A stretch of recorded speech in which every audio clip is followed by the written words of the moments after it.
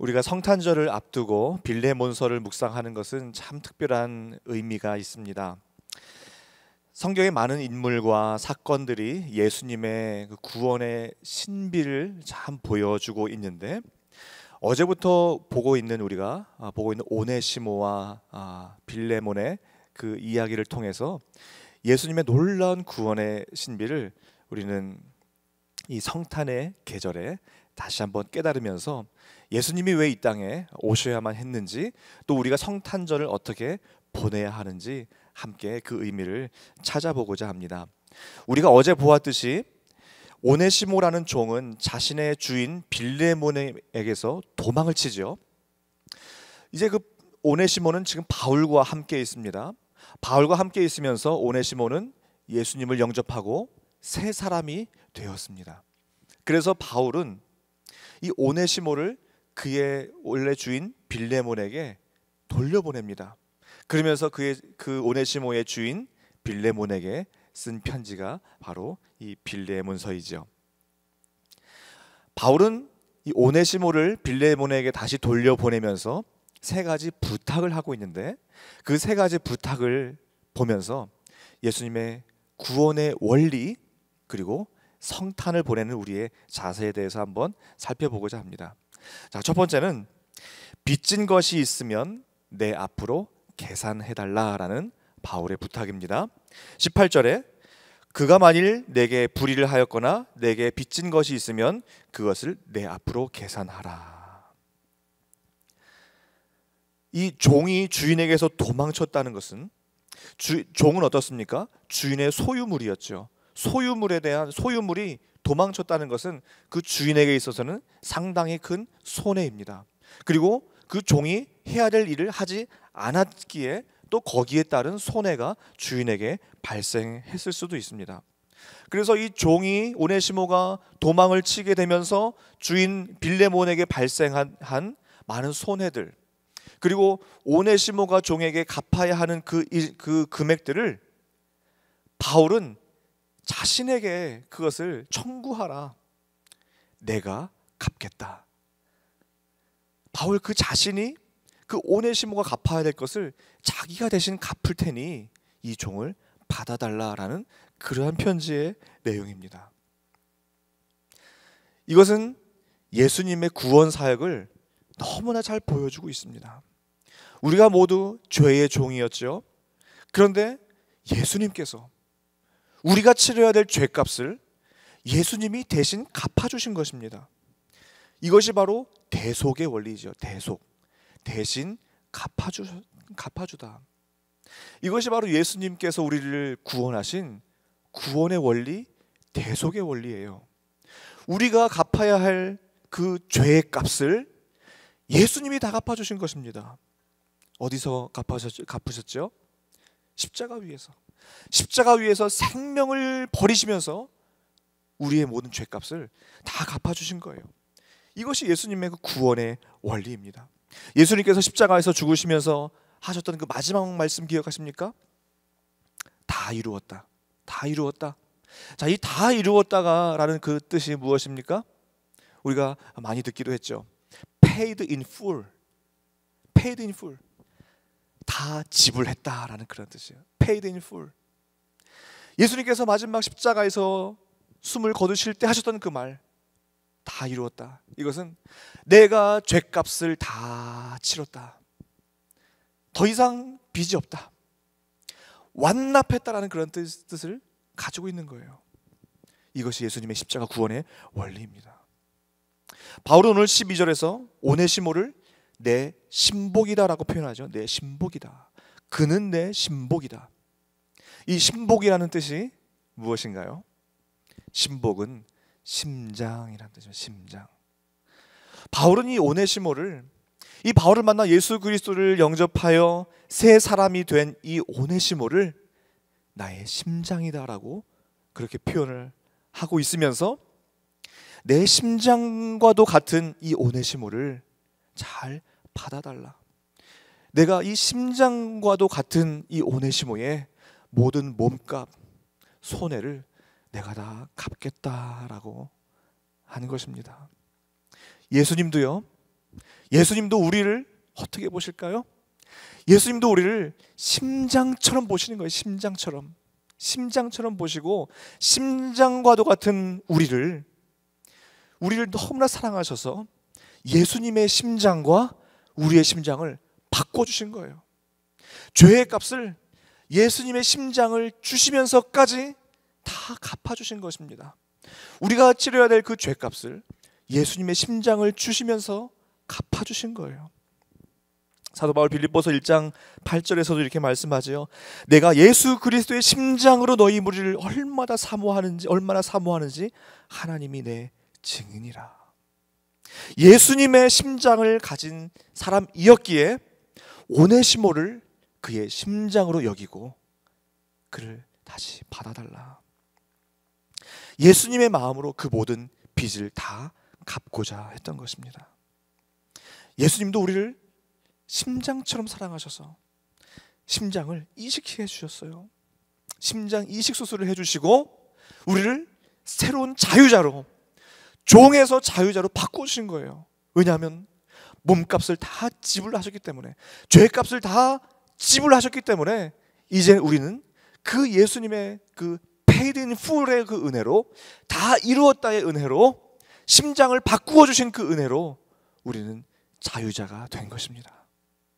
이것이 구원의 은혜요, 구원의 원리예요.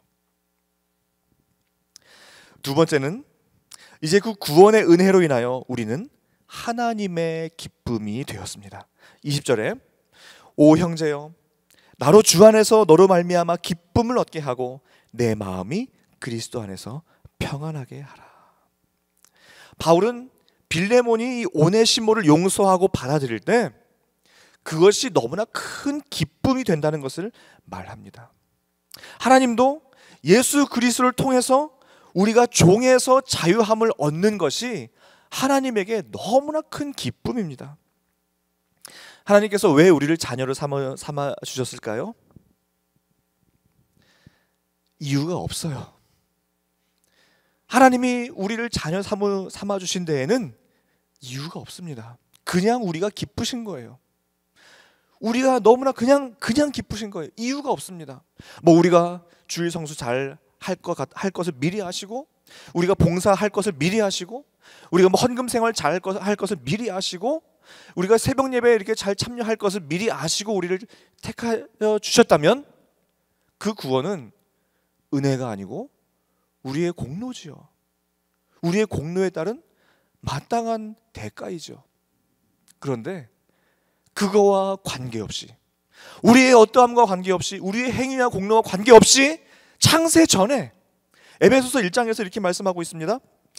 그 기쁘신 뜻대로 우리를 예정하사 예수 그리스도로 말미암아 자기의 아들들이 되게 하셨으니.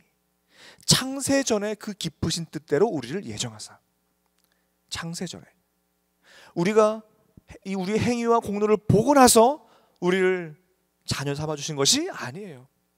창세 전에 이미 우리를 예정하셨는데 그 이유가 뭐라고요? 이유가 없어요. 그냥 기쁘신 거예요. 우리가 그냥 기쁘시니까 우리를 그냥 사랑하시는 거예요. 그냥 이유 없이 사랑하시는 거예요. 이것이 은혜 아닙니까? 이것이 은혜예요. 우리가 그냥 기쁘신 거예요. 참 저는 제가 저를 봐도 기쁘지 않을 것 같아요. 왜냐하면 너무나 죄인이기 때문에 저는 제가 저를 봐도 저는 안 기쁠 것 같아요. 그런데 하나님은 우리의 모습을 보시고 우리의 어떠함과 상관이 없어요. 우리가 얼마나 신앙생활 잘하는지, 아니면 우리가 얼마나 죄인인지 관계가 없습니다. 그냥 우리가 기쁘신 거예요. 이유가 없습니다. 이사야 43장 4절에도 내가 내 눈에 보배롭고 존귀하며 내가 너를 사랑하였은즉 내가 내 대신 사람들을 내어주며 백성들이 내 생명을 대신하리니. 우리가 너무나 보배롭고 존귀해서 생명을 대신할 정도로 우리를 그저 사랑하시는 거예요. 너무나 우리가 사랑하는 말씀이죠. 스바냐 3장 17절 말씀. 그가 너로 말미암아 기쁨을 이기지 못하며 너를 잠잠히 사랑하시며 너로 말미암아 즐거이 부르며 기뻐하시리라 하리라. 하나님은 우리를요 그냥 기쁨을 이기지 못할 정도로 사랑하시는 거예요. 우리를 사랑하셔서 어떻게 할 수조차 없을 만큼 사랑하시는 거예요. 근데 정말 이해가 안 가요. 이해가 안 돼요. 정말 내 모습을 보면 이 정말 지저분하고 더럽고 추악한 내 모습을 보면 어찌 그리 사랑이 나올까? 아까 저도 제 모습을 보면 사랑이 나오지가 않는데 말이죠. 그런데 하나님은 우리를 사랑하시는데요, 이유 없이 끝까지 그렇게 사랑하시는 거예요. 그것이 우리의 정체성을 바꾸어 놓기를 원합니다. 내 삶을 볼 때 나로 인해 별 기쁨이 없고 또 내가 기쁨을 주는 것도 별로 없고, 그런데 하나님이 나를 보면 기쁘시대요. 이렇게 하나님이 기뻐하시고 사랑하시는 존재라면 조금 살만하지 않을까요?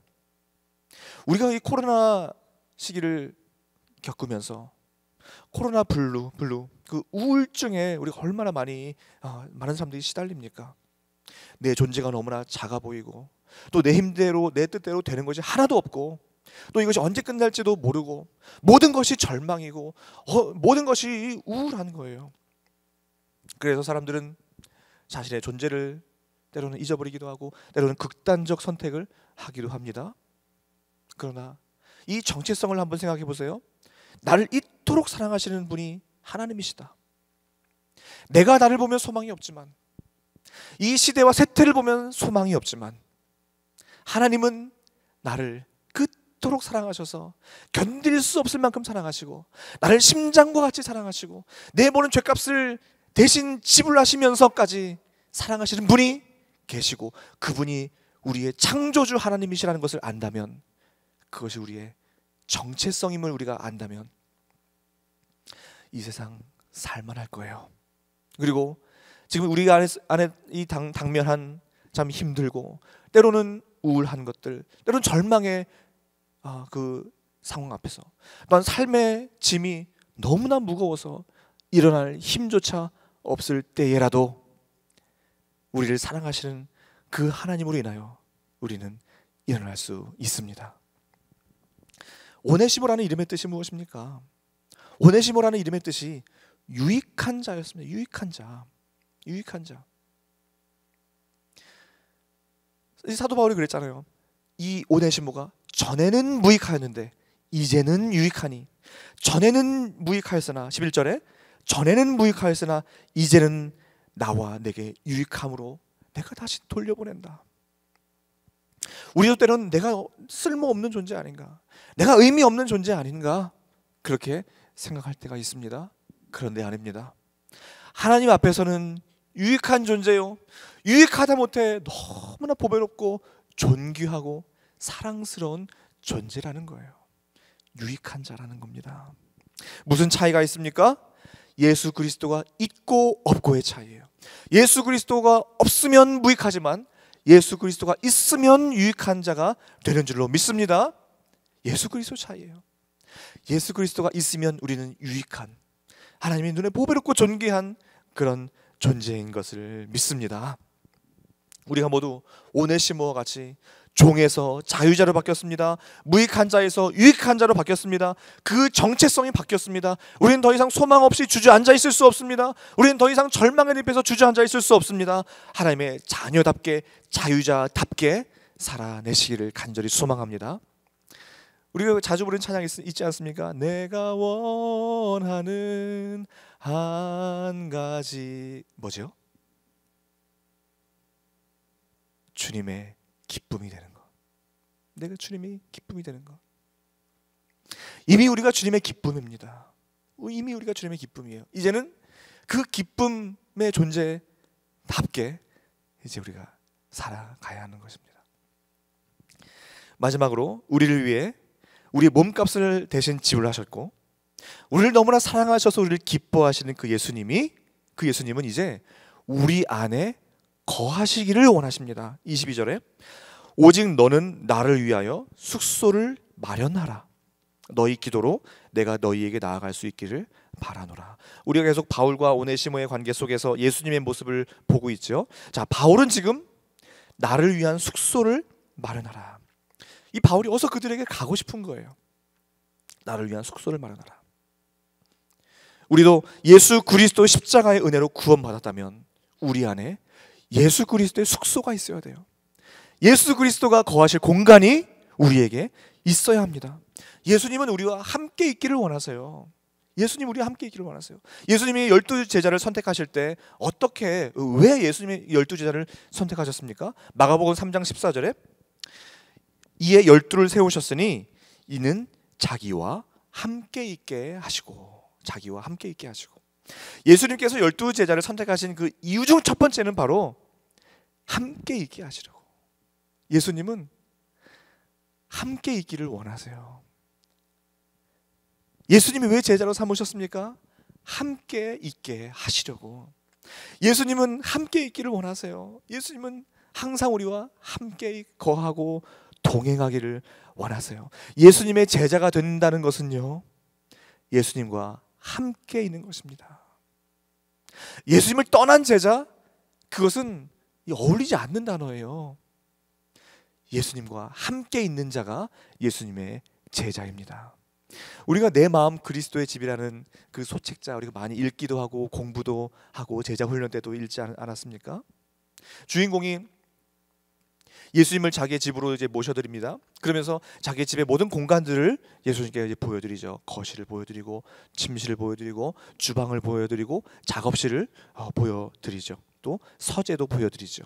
그리고 마지막에는 수년 동안 한 번도 열지 않은 자기의 모든 잡동사니들, 모든 것들을 그냥 처박아 놓은 그 창고, 질서 없이 무질서하게 처박아 놓은 그 창고 공간, 그 공간까지 열어 젖히면서 이제 예수님을 그 집의 소유권자로 모셔드리죠. 그러면서 그는 진정 예수 그리스도의 집이 됩니다.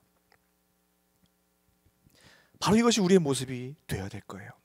예수님을 위한 숙소를 우리가 마련해야 되고, 우리가 예수님이 거하시는 집이 되어야 하는 것입니다. 우리가 성탄의 계절을 지나면서 성탄절 때마다 행해지는 그 연극이 하나 있죠. 빈방 있습니까? 라는 연극이 있죠. 자, 그 빈방 있습니까? 그 줄거리가 이제 어떤가요? 이제 그 임신한 마리아와 요셉이 그 아기를 낳기 위하여 이제 방을 얻으러 다니죠. 자, 그런데 여관 주인 역할을 맡은 윌리라는 그 아이가, 그 윌리라는 아이의 대사는 딱 한마디예요. 빈방 없어요. 이것이 그 아이의 그냥 유일한 대사였어요. 이제 요셉과 마리아가 임신한 배를 가지고 여관을 찾아서 문을 두드립니다. 빈방이 있습니까? 자, 이제 이 윌리라는 이 아이가 빈방 없어요 라고만 하면 돼요. 그럼 연극은 계속 이제 진행이 돼요. 그런데 이 아이가 이 말을 하지 못하는 거예요. 빈방 없어요 라는 이 말을 하지 못하는 거예요. 그래서 너무나 우물쭈물 그렇게 하다가 결국에는 해요. 빈방 없어요 라고는 해요. 그런데 그는 뒤에 이렇게 말합니다. 근데 저희 집에 오세요. 저희 집에 오세요. 저희 집에 방이 있어요. 저희 집에 방이 있어요. 우리가 이 성탄의 계절에 우리가 해야 될 것은 뭔가요? 그 누구도 예수님을 영접하려 하지 않아요. 예수님을 그 마음속에 두려워하지 않아요.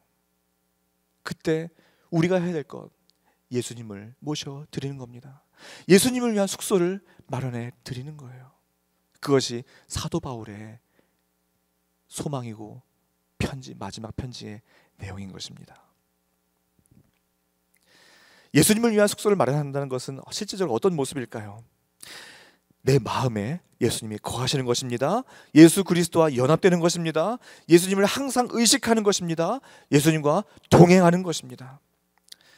이 예수 그리스도께서 우리가 갚아야 할 우리의 그 죄값, 우리가 갚을 수 없는 그 죄값을 다 치러주시고 자유자로 삼아주셨고 우리를 하나님의 기쁨으로 삼아주셨는데, 우리가 예수님을 모시는 것은 당연한 거예요. 마땅한 것입니다. 요한일서 2장 28절에서 사도 요한이 이렇게 말합니다. 자녀들아 이제 그의 안에 거하라. 자녀들아, 이제 우리가 종에서 자유자가 되었고 종에서 자녀가 되었다면 그의 안에 거하는 것이 이제 우리에게 필요한 거예요. 예수님을 위한 숙소를 마련하시기를 바랍니다. 우리가 기도 집중의 날을 지금 보내고 있습니다. 기도하는 것이 바로 예수님의 숙소를 마련하는 것이에요. 기도하는 것이 예수님과 연합되는 것이고 예수님과 대화하는 것이에요. 기도하는 것이 예수님을 위한 공간을 마련하는 것입니다. 우리는 성탄절을 앞두고 있습니다. 성탄절의 주인공은 예수 그리스도입니다. 예수님이 왜 이 땅에 오셔야만 했을까요? 죄의 종이었던 오네시모와 같이 종이었던 우리를 자유자로 만들어 주시기 위하여 오네시모가 치러야 될 그 모든 몸값을 바울이 치른 것처럼 우리가 치러야 될 그 죄값을 예수님이 십자가에서 다 치러 주신 거예요. 그리고 그것이 억지로 치른 것이 아니라 하나님이 기쁘신 거예요. 하나님이 기쁘셔서 예수님에게 그 죄값을 다 지우셨어요. 그래서 우리에게 자유를 주시고 하나님의 자녀가 되는 권세를 주셨습니다. 이제 우리가 예수님을 위한 숙소를 마련하고 예수님을 위한 공간을 마련하고 예수님과 연합되고 예수님과 동행하며 자유자의 모습으로 하나님께 사랑받는 자의 모습으로 이제 몸값을 다 지불한 그 예수님의 그 소유로서 살아가며 성탄의 기쁨을 맞이하고 또 일평생 자유자로 기쁨으로 살아가시는 저 여러분 되시기를 간절히 소망합니다. 기도하시겠습니다.